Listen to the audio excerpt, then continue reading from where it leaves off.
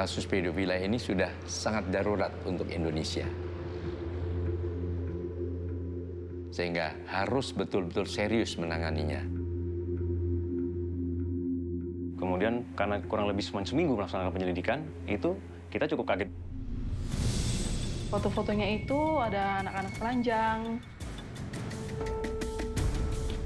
Mereka sampai bicara mengenai bahwa cukup gampang mendapatkan korban anak-anak.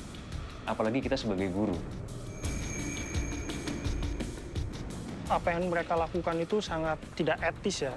Saya bilang jahat-jahat.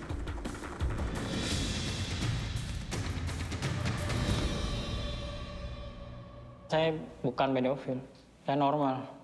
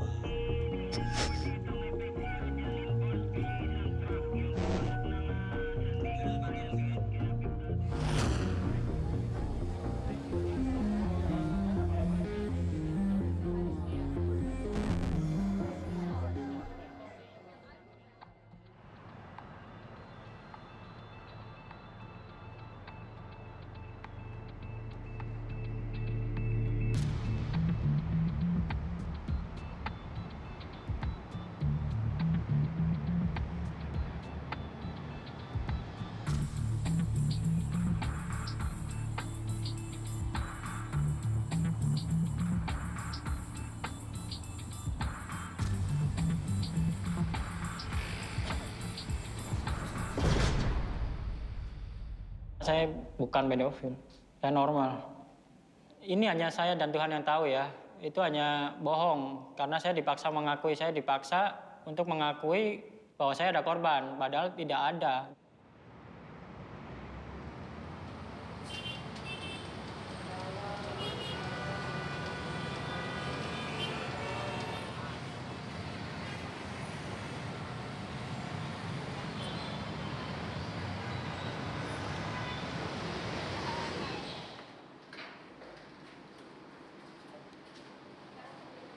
Apa yang mereka lakukan itu sangat tidak etis ya. Saya bilang jahat-jahat karena ingin men-share foto di dalam sebuah grup yang mereka tahu bahwa di situ berseliweran video porno, foto-foto porno.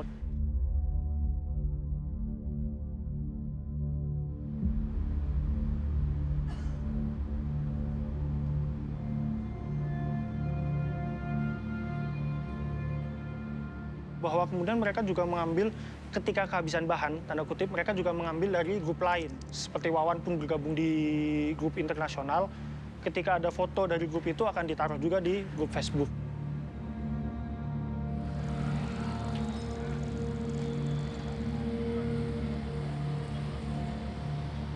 Foto-foto yang mereka share itu kebanyakan terjadi di tempat publik. Anak-anak sedang jalan-jalan di pantai, anak-anak sedang jalan di kebun binatang, kemudian difoto, di-share langsung ke grup tersebut, dan itu sangat berbahaya menurut saya. Saya sempat melihat beberapa percakapannya, banyak tips yang kemudian ada di grup itu.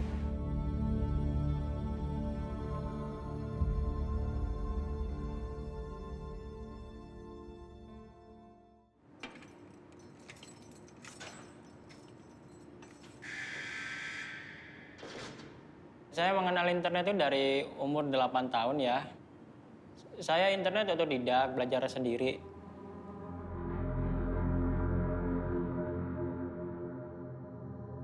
Masa kecil saya orangnya introvert, pendiam. Saya lebih suka main dengan gadget saya daripada orang-orang.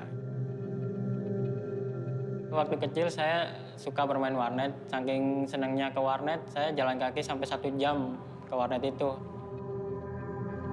Sampai ada aktivitas, akhirnya saya nemu satu pekerjaan, yaitu operator warnet. Jadi ya kehidupan saya di warnet sih banyak kan.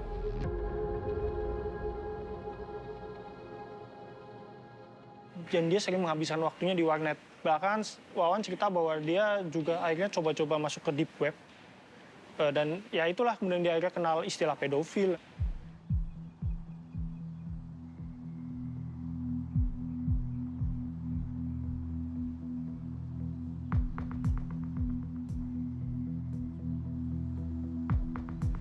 dia diangkat anak, bibi sendiri, dibesarkan. Jadi background keluarganya yang tidak mampu, makanya dia tidak lulus, tidak tamat sampai sekolah SD.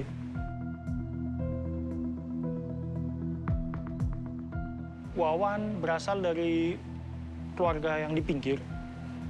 Ketika mereka menemukan sebuah grup dan mereka merasa, wow, di grup ini saya menjadi leader nih, saya menjadi pemimpin nih, seperti itu, saya bisa mengendalikan banyak orang.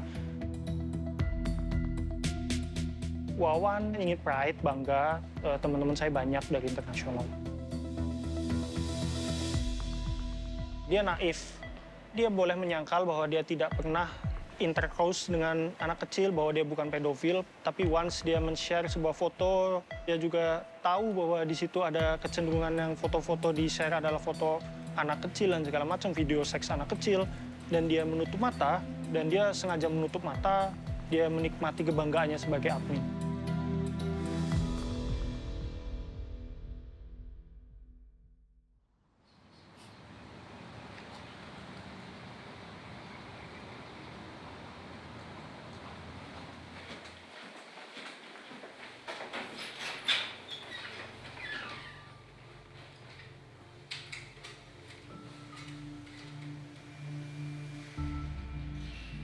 Tapi Wan, kan kamu tahu, itu awalnya banyak sekali itu tentang child pornography. Tapi terus kenapa kamu melanjutkan itu? Saya tidak melanjutkan ya, jadi saya perjelas lagi, bukan melanjutkan atau tidak melanjutkan. Saya udah jarang aktif juga, saya komen cuman komen-komen biasa, habis itu.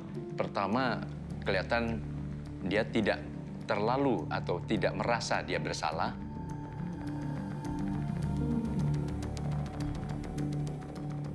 Kemudian kedua, dia merasa menjadi korban.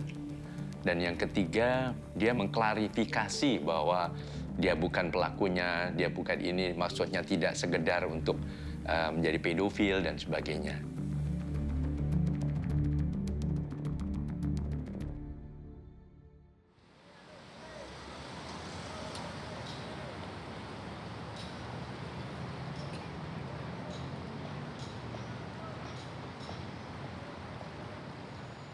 Dari Maret 2017 itu kita lakukan cyber patrol.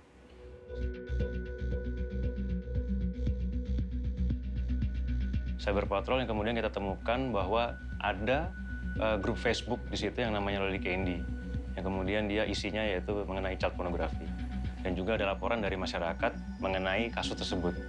Kemudian berdasarkan laporan tersebut kita tindak lanjuti dengan undercover. Loli Candy termasuk salah satu kasus yang paling besar yang berhasil kita ungkap untuk saat ini. Satu, selain pelaku tersebut dari Indonesia sendiri, dia juga menjadi administrasi atau administrator dari grup-grup lainnya yang kemudian berafiliasi dengan grup internasional. Dari awal kita melakukan penyelidikan, itu kita kurang lebih sekitar 6.000 members yang kita dapatkan di Facebook tersebut. Kemudian karena kurang lebih seminggu melaksanakan penyelidikan, itu kita cukup kaget juga pada saat mendapati bahwa member tersebut sudah menambah menjadi 8.000-an lebih. Kurang lebih total sekitar 10.000 foto dan video. Tentu saja saya kaget pada saat awalnya. Dan ngeri melihat bahwa Facebook grup Loli Candy ini ternyata sebegitu masifnya untuk melakukan share-share data atau informasi atau foto dan video yang berkaitan dengan anak kecil. Tentu saja kita sebagai orang tua memiliki anak yang memiliki kekhawatiran bahwa Facebook ini ternyata bukan hanya satu-satunya sarana komunikasi di antara mereka, tetapi juga mereka membuat grup-grup lain, yaitu dari WhatsApp Group maupun Telegram Group. Di mana dari WhatsApp Group itu sendiri, kita menemukan keterlibatan atau link dengan negara-negara lain yang melibatkan 46 negara lebih. Kemudian berisi sekitar ada 11 grup dan 1 grup dari Indonesia dengan jumlah member lebih dari 8.000 members.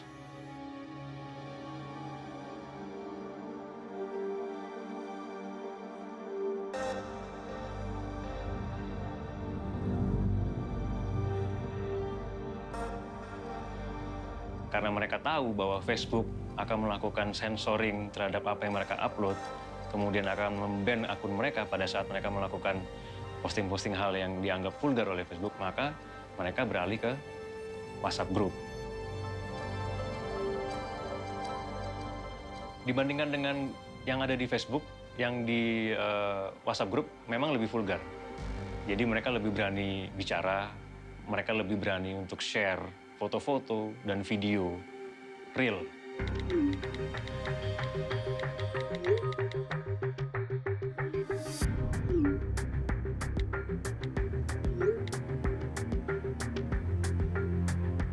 These apps, such as WhatsApp and Telegram, provide the user this ability to communicate in a private and secure environment.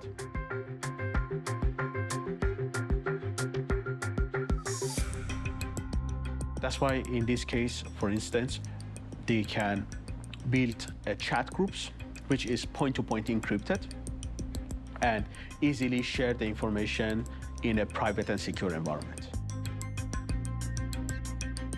The evidence remain on your own device, on a client device. And obviously, the moment you delete the evidence can be permanently deleted and destroyed. There's no way you can recover it back.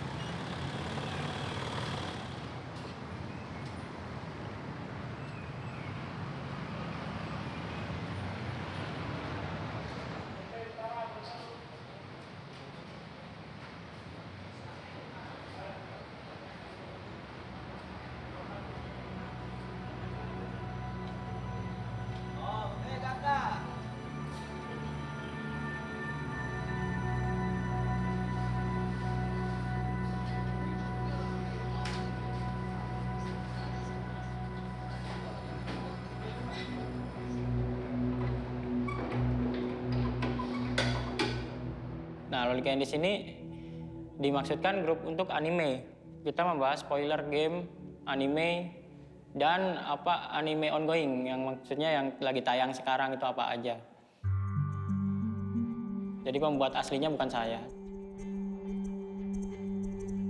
Dan setelah itu beberapa bulan akunnya menghilang. Jadi member-member yang lama yang udah saya kenal meminta saya untuk bikin baru.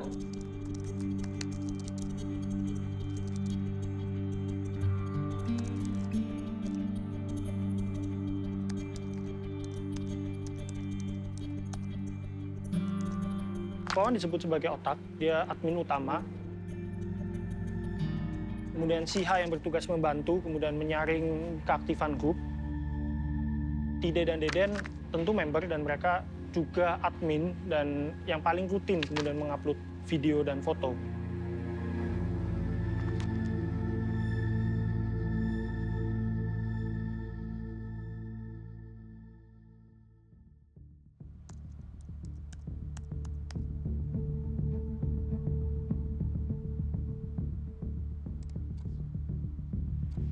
Siha rasanya sepertinya dia tertarik Wawan dan dia hanya, oh saya udah punya pacar nih, saya harus nurut kepada pacar saya seperti ini.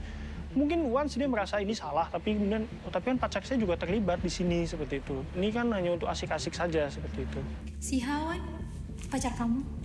Bukan teman dekat. Saya kenal dia itu di Facebook. Kenal, ternyata kita ngobrolin soal anime dan kita nyambung gitu.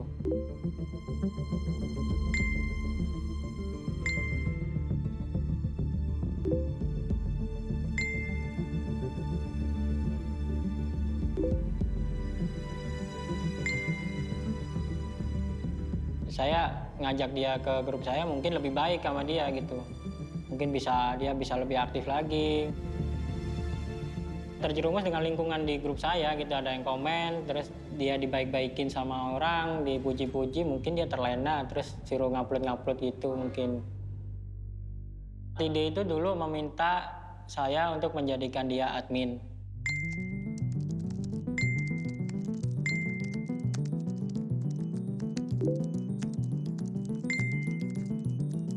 Ya mungkin yang lebih aktif sih Tide ya, karena dia kan orangnya masih sekolah.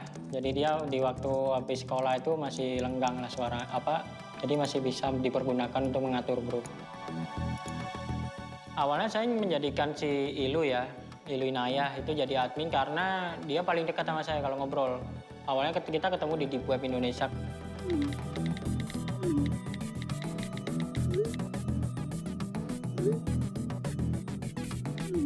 Nah di grup saya dia tertarik sekali dengan anime juga, dengan OST anime gitu.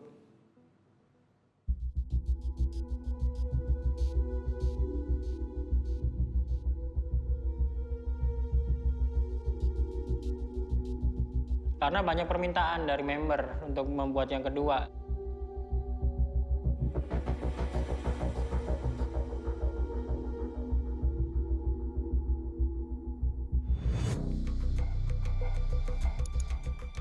Official Loli Candy 18+.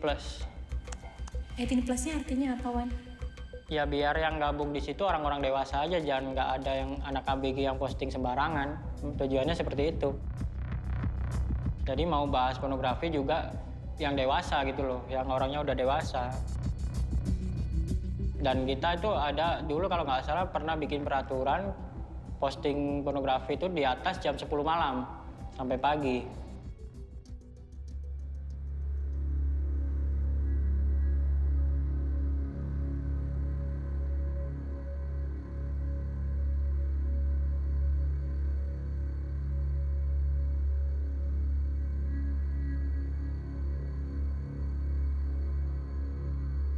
Kita udah bikin grup yang kedua, yang grup pertama kita nggak bikin kayak gituan karena kita udah capek ngurusin orang-orang kayak gitu. Kita harus sekalian aja, kalau ini nggak bisa dielak.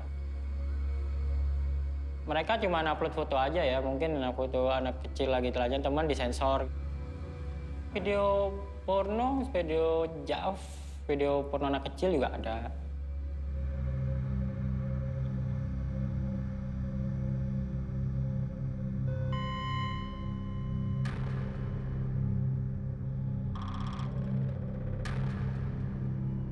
HP saya rusak, jadi saya tidak memantau grup itu sama sekali.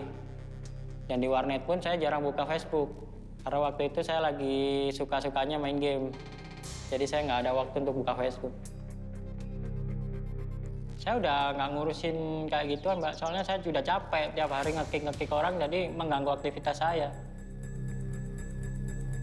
Saya kerja kan kalau malam, kalau siang tidur, istirahat. Tapi keganggu gara-gara itu, kadang ada yang WA, "Bang, ini di postingan Facebook kok ada kayak gini. Aduh, tiap hari banyak yang kayak gitu. Jadi capek, saya biarin aja udah terserah gitu.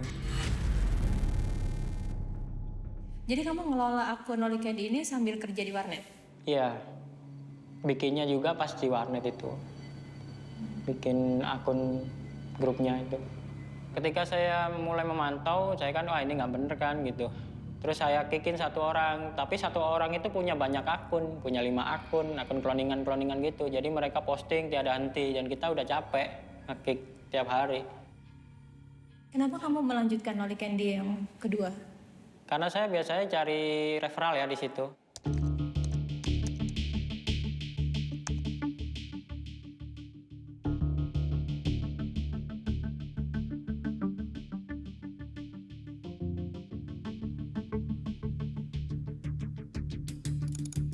Jadi saya bikin link game gitu, tapi saya pakai ADS, Adfly Advertising gitu, dan saya dapat rupiah dari situ.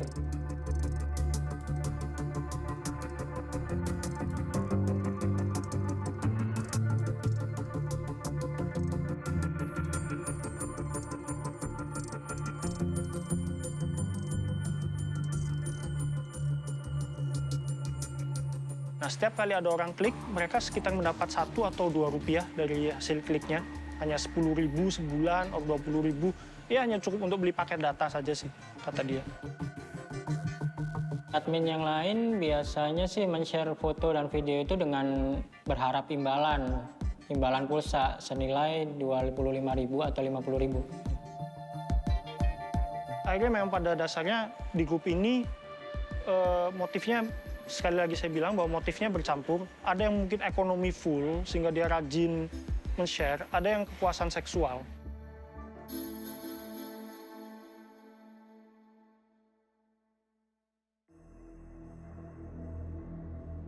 Tapi kamu ada akhirnya rasa ketertarikan kepada anak-anak? Enggak, sama sekali enggak. Kalau dulu penasaran, iya, penasaran. Cuman ketertarikan enggak. Ya penasaran karena di video yang saya lihat itu, si anak kecil ini kayak udah diajarin gitu loh, kok nggak takut, nggak apa gitu. Kok bisa gini kan, anak kecil kan pada umumnya kan polos. Kalau diajak yang aneh-aneh gitu kan pasti takut. Dan yang saya lihat ini malah kebalikannya.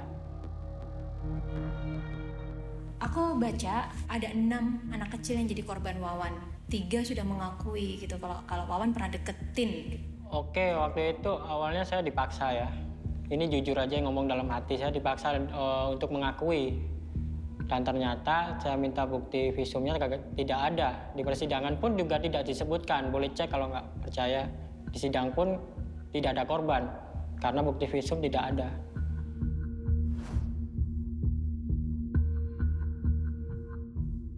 Aku mau tanya dong, Wan.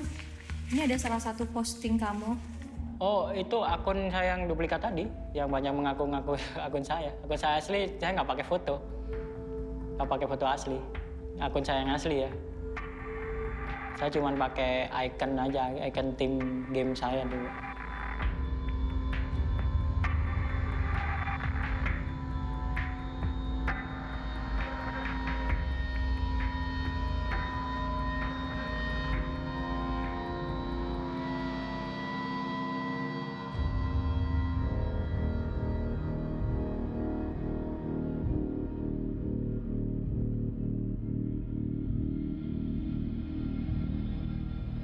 Kita bisa pastikan bukti-bukti yang kita dapatkan itu tentu saja berlawanan dengan apa yang didapatkan dari hasil atau yang dikatakan oleh Wawan. Yaitu selain menyebarkan foto dan video, juga dia sebagai yang membuat foto dan video tersebut, juga sebagai pelaku langsung terhadap anak-anak itu sendiri. Di antara yang sebagai korbannya dia adalah tetangga dan keponakannya. Dia melakukan itu dengan cara mengiming-imingi anak tersebut untuk mau bermain dengan dia sebelum akhirnya dilakukan meraba-raba dan juga penetrasi.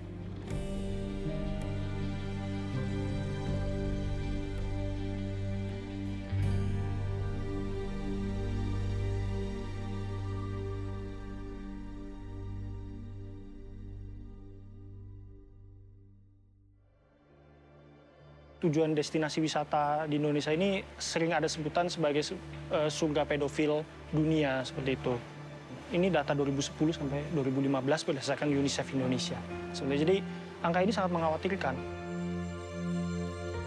Saya tidak tahu ya apa yang kemudian menjadikan Indonesia pendidikan seks terhadap anak itu masih agak tabu di Indonesia untuk menjelaskan bahwa ini loh yang disebut sebagai seks walaupun hanya sekedar dipangku oleh orang asing. Awareness dari pemerintah dan harusnya sih gencarnya penegakan hukum juga ya untuk kepada pedofilia ini. Kurang tingginya kewaspadaan.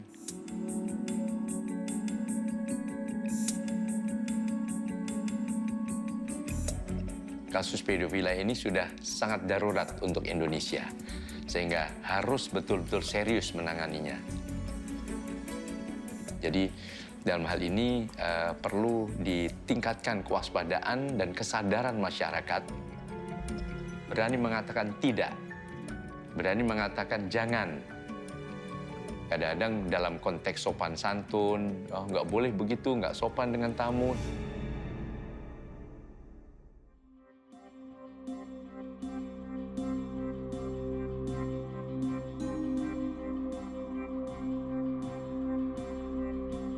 When you meet them, they are usually very pleasant, quite eloquent. So you wouldn't know that they have been molesting children and abusing children if nobody told you. That's exactly the kind of qualities that will make a child warm up to such a person, because they don't appear threatening at all. And this is the whole modus operandi, you know, because by being so friendly and warm and approachable and trustworthy, in inverted commas, parents would leave their children with these individuals, and then these individuals take advantage of the children. So there is a certain persona, there's a certain presentation that these individuals developed that has worked to their advantage. This whole process is a process of grooming, where the person connects with you with the view of exploiting you totally. Mereka saling bercerita bahwa dengan menjadi guru TK, mereka akan gampang mendapatkan korban anak-anak. Salah satunya adalah pada saat mereka selesai berolahraga di sekolah. Dengan tubuh yang berkeringat, mereka mendapatkan kepuasan dengan hanya mencium bau keringat anak itu sendiri. Bahkan mereka saling, istilahnya kayak saling jago-jagoan, bahwa saya bisa mendapatkan foto tetangga saya bisa men-share foto ponakan saya, dan itu ponakan sendiri. Bahkan mereka juga melakukan kekerasan dan kemudian divideokan dan di-share terhadap mereka sendiri.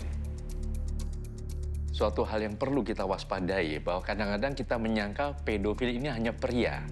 Padahal sebetulnya wanita juga bisa, perempuan juga bisa.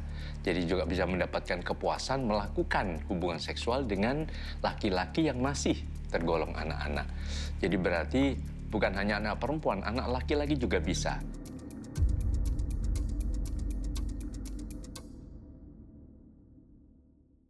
Syihab mengakui bahwa dia ada di grup itu, tapi dia membantah bahwa dia aktif men-share foto anak kecil dan segala macam.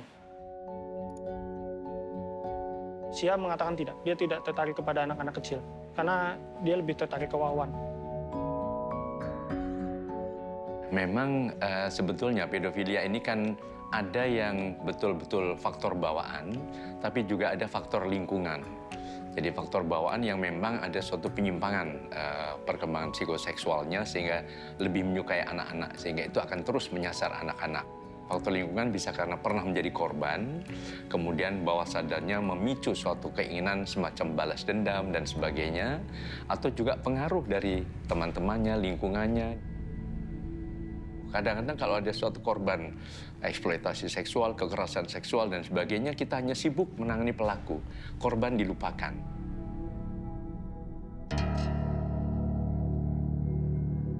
Ibaratnya sebuah luka, kalau tidak segera diobati, akhirnya juga menimbulkan suatu bekas cacat. Ya. Nah, ini juga cacat pada aspek psikologis ini yang kemudian menjadi suatu yang sangat kompleks, sehingga bisa-bisa dia menjadi pelaku-pelaku pada masa-masa berikutnya.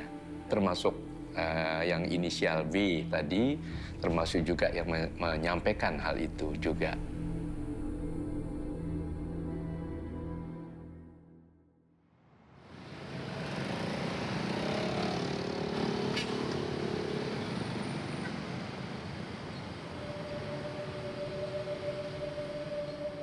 Waktu itu ketika saya umur 7 tahun, pernah mengalami pelecehan seksual. Tetangga jauh. Jadi saya tiap berangkat sekolah itu lewat depan rumahnya dia. Takut aja. Saya nggak bilang karena dulu saya diancam-ancam. Kalau lewat situ nggak bakal, nggak bakal selamat gitu. Seperti itu. Jadi saya takut, saya mending menutup mulut. Dan saya juga ngomong sama orang itu kan nggak bisa. Curhat sama orang itu nggak bisa. Jadi saya lebih memendam aja.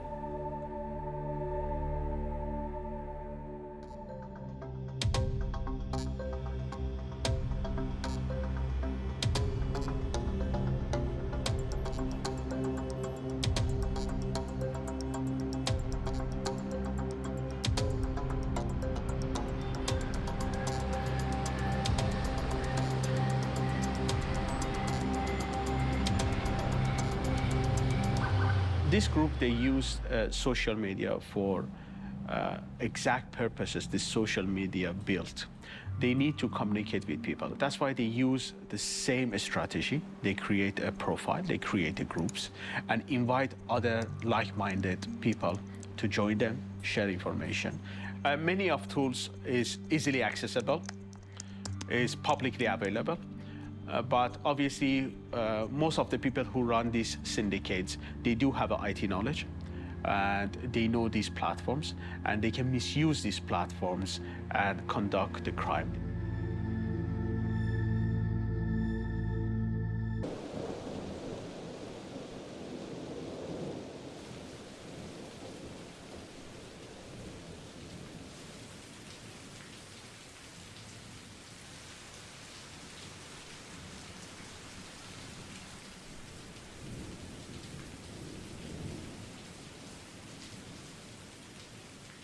Kamu tahu kan kalau child pornography itu kriminal?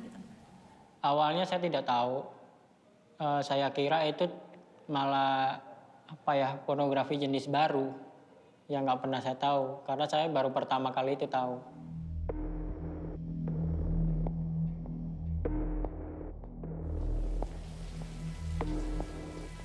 Ketika saya tahu itu kriminal, saya makanya pengen ninggalin grup itu.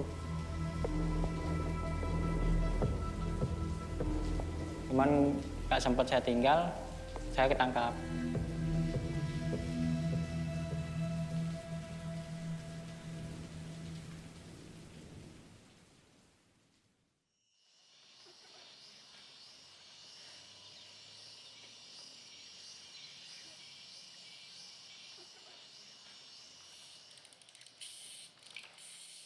Biasanya saya bersosial media setiap hari setelah anak-anak saya berangkat ke sekolah dan suami saya berangkat ke kantor.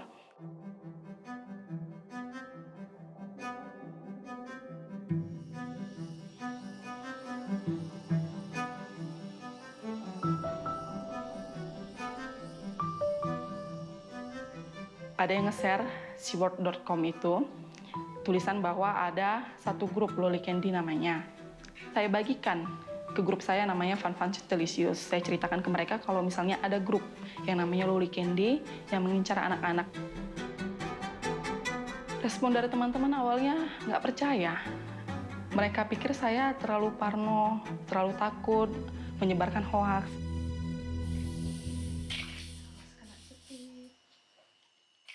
Fake news cukup banyak di Indonesia.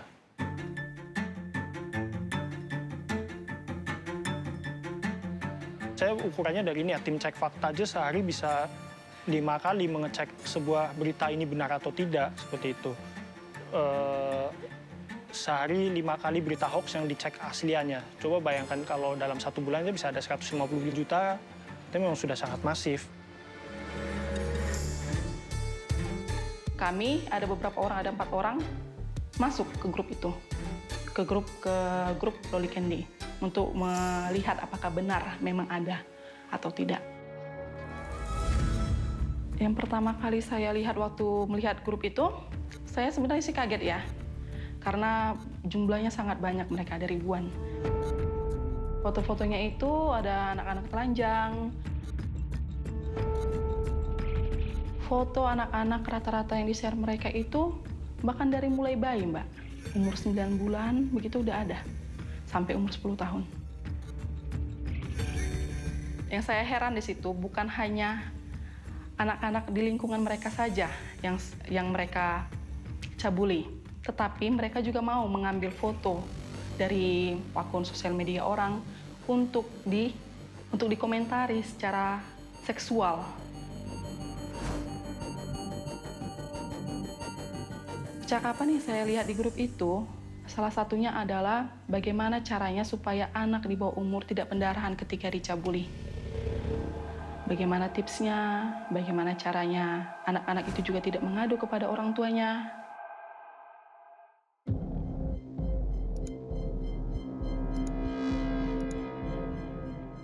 Saya sering sekali nge-post foto-foto anak saya ke akun sosial media saya.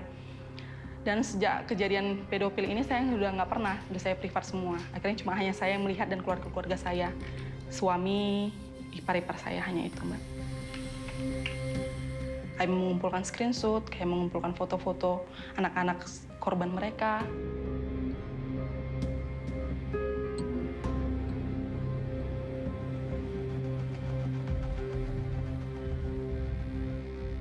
merasa lega dan berterima kasih kepada pihak kepolisian karena menanggapi dengan serius keluhan ibu-ibu.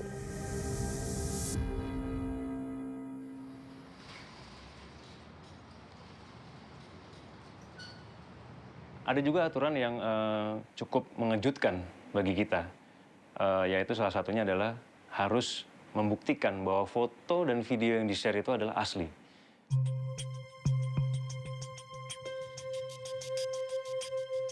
Tide ini sengaja membuktikan bahwa dirinya bisa men-share foto-foto atau video aslinya untuk mendapatkan respon atau mendapatkan kepuasan, sehingga cukup dikenal di kalangan member-member yang lain.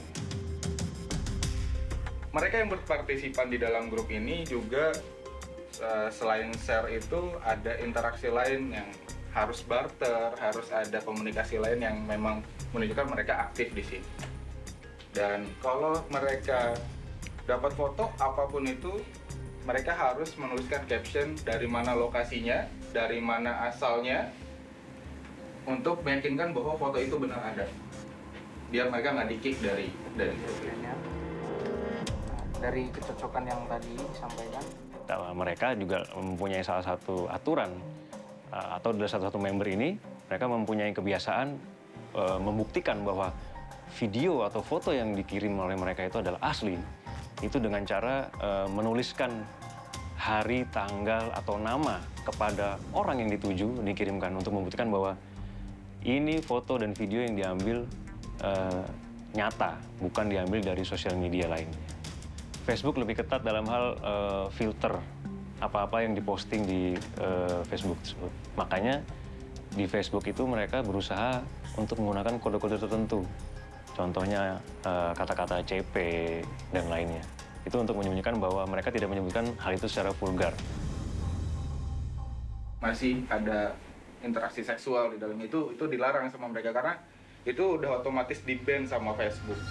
Nah, terus rules yang lain adalah jika ingin memposting suatu kiriman yang terlalu vulgar, sebaiknya disensor. Seperti misal nipple-nya yang disensor menggunakan warna apa, menggunakan emoticon apa, terus alat kelaminnya menggunakan emoticon apa. Terus jangan berikan link biru. Maksudnya link biru kalau misalnya kita posting link, itu dia otomatis berubah warna biru karena link itu aktif. Tapi mereka itu kasih arahan kalau mau posting link di bagian misal link mega.nz, mega.nz, nah itu nggak bakal berubah jadi biru. Let's take an example of URL.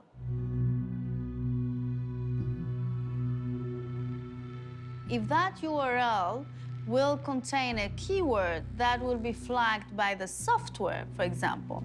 However, if the URL is shortened, the keyword is not anymore present in the URL, and that particular software might not detect it. What we see on the internet currently, the search engine and the information that has been indexed by the search engine represents only 5% of the overall internet. So afterwards, you have what we call the deep web and the dark web. Dark web is a hidden part of internet.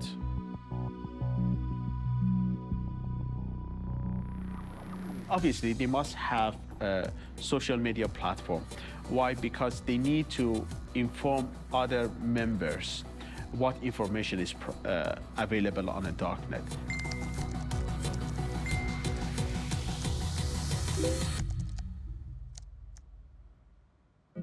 Mereka menyimpan foto atau video yang tidak sensor di sebuah situs khusus, tapi dari situ kemudian ketika video yang sudah disensor ini tayang, orang yang butuh video lengkap akan mengontak admin.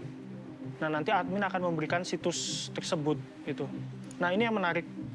Satu hal yang menarik kenapa kemudian anggota grup Loli ini sangat banyak sampai 7.000 adalah karena situs yang disediakan Wawan dan lain-lainnya, situs untuk menyimpan video yang tidak disensor ini, firewall-nya sangat sedikit. Jadi semacam kita tidak perlu harus mengklik ke server dan berkali-kali mengklik tautan untuk sampai ke situs itu. Rasanya hanya sampai 3 kali klik, kemudian sampai ke situs utamanya.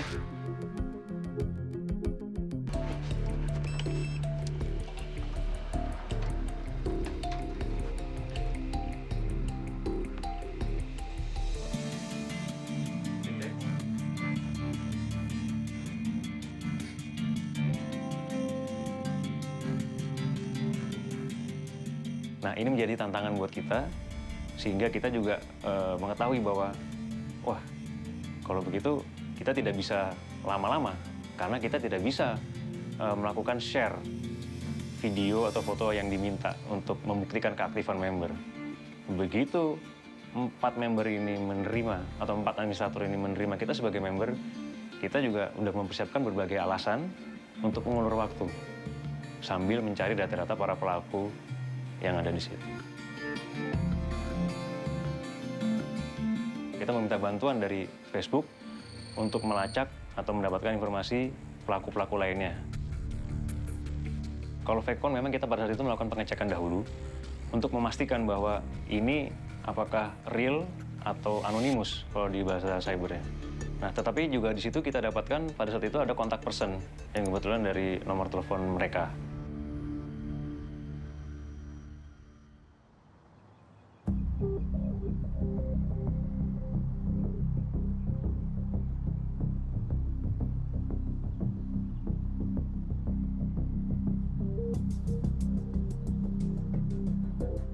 Wawan, dia pernah memfoto yang terang-terangan tetangganya sendiri.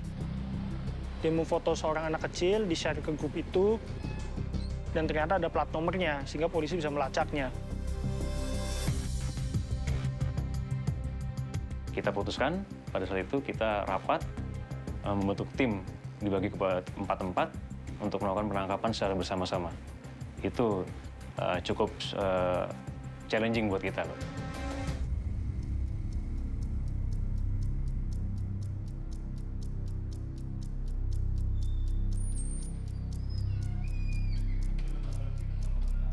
Sesuai pembahasan kita kemarin, kasus Lul Candy berhasil sesuai dengan analisa yang kita temukan bahwa ada 4 subjek yang akan kita lakukan penangkapan. Kebetulan 4-4-nya berada di 4 tempat yang berbeda. Nah, analisa teman-teman yang didapatkan bahwa kita harus melakukan penangkapan secara serentak. Tidak bisa dilakukan penangkapan secara beda hari ataupun terpisah. Kenapa? Karena sesuai dengan analisa sementara, mereka sudah mempunyai kode di mana kalau misalnya terjadi sesuatu, mereka akan men-shutdown semuanya, dan kita akan kehilangan data-data yang kita perlukan.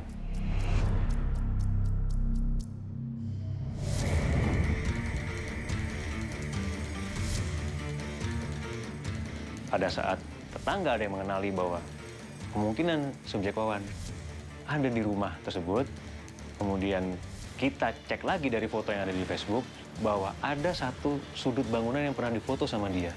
Nah, ternyata sudut bangunan itulah yang membuat kita yakin bahwa foto tersebut adalah foto bagian dari rumahnya Wawan.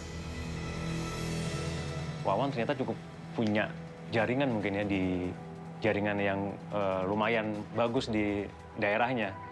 Dia mendapatkan informasi bahwa ada yang mencari dia. Dia sempat update statusnya dia bahwa ada yang mencari Wawan. Karena dia bilang bahwa kalau memang itu kawan saya, harusnya langsung aja dong, gitu. Nggak usah nanya-nanya. Nah, dengan update status itulah kita semakin yakin bahwa rumah tersebut adalah memang rumah yang ditinggali oleh Wawan.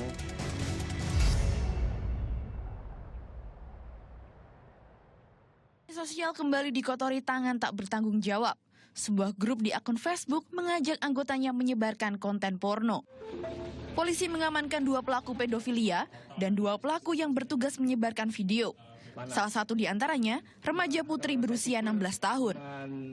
Ini dibentuk September 2016, beranggotakan 7.479 orang member, korban baru 8. Ya, namun demikian baru tadi ada pengakuan setelah saya interogasi di atas sebelum turun, katanya ada grup lain juga, baik di Facebook maupun di WhatsApp, yang ada fotonya di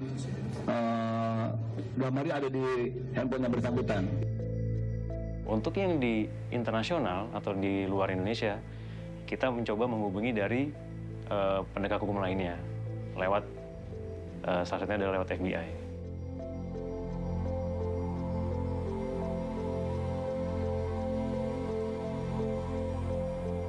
Kita berhasil mengamankan dari Wawan yaitu 3 handphone, kemudian beberapa flash disk USB.